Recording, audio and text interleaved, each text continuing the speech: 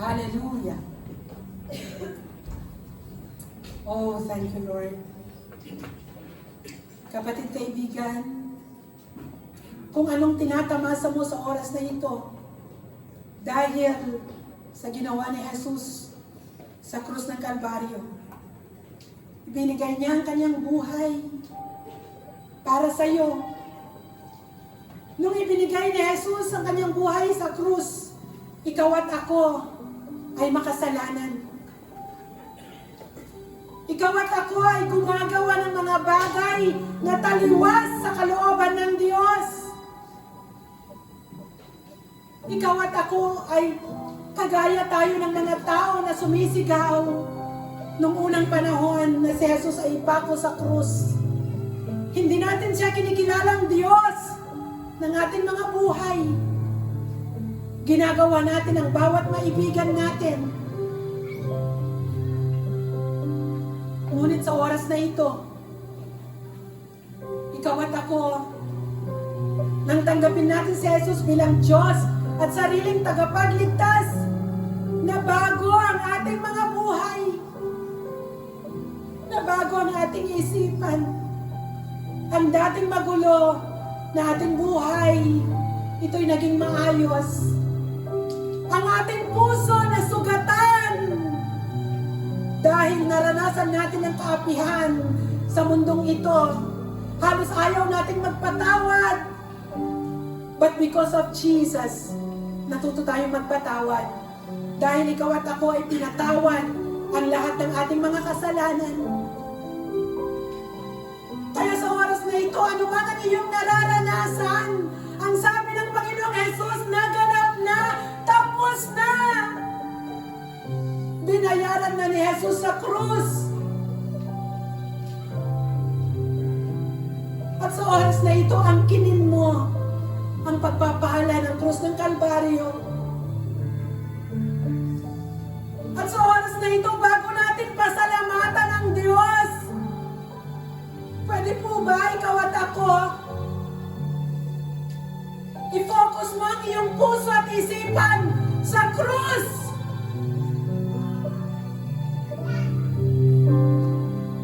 Pag-aalalahanin mo ang cross of Calvary, anong nakikita mo?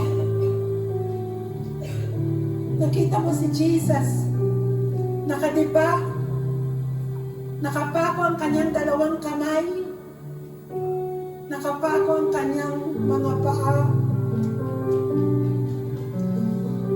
duguan, may koronang tinig, pati kanyang damit ay inalis, siya'y hubad,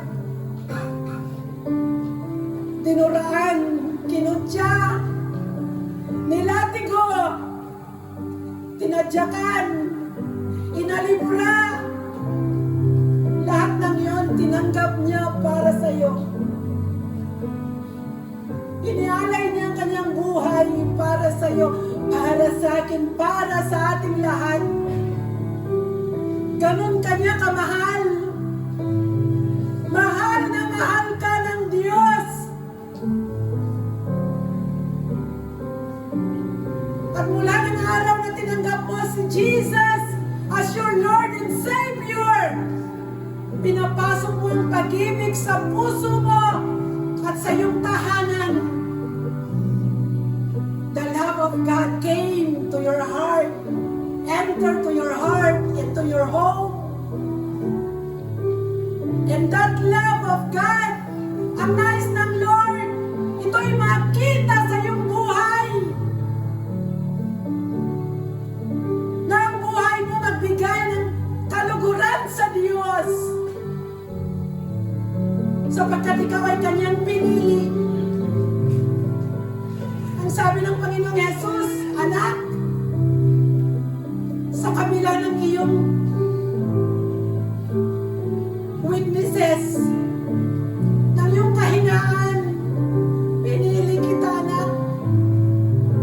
Hindi ikaw ang pumili sa akin, ako ang pumili sa iyo, sabi ng Panginoong Jesus. Kaya kapatid, kaibigan, mag-reflect ka sa oras na ito.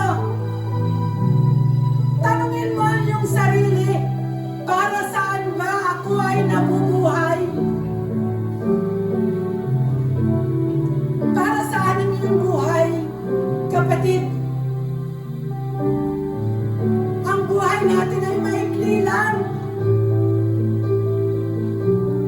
Ikaw ba'y nabubuhay para lang magtrabaho? Ikaw ba'y nabubuhay para lang makamtan mo ang mga nais mo?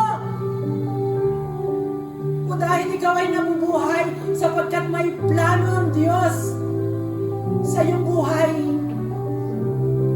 ipagamit mo ang iyong buhay sa Diyos, kapatid, kaibigan. At sa oras na ito, ano man ang iyong nararanasan, connect your heart to God. Ang sabi ni David, "Oh, my soul, bless the Lord. Oh, my soul, bless His holy name." Sa iyong kinatatayuan, purihin mo ang Diyos. As you connect to the Lord, as you bless the name of the Lord will bless you. The Lord will touch you. The Holy Spirit will move upon your life. Hallelujah. Kung ikaw ay nangangailangan ng kagalingan, angkinin mo. Ginawa na ni Jesus, binayaran na ni Jesus sa krus ng Kalbaryo. Mula sa kanyang mga latay na natamo sa krus, natamtan natin ang kagalingan. In the name of Jesus. Kaya sa iyong kinatatayuan, isigaw mo, Lord, sa iyong mga latay, nakamtan ko ang kagalingan. In the name of Jesus. Oh, hallelujah.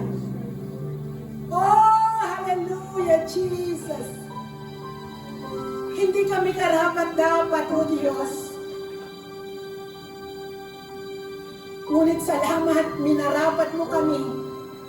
Naariin mong mga anak, mga lingkod, O Diyos.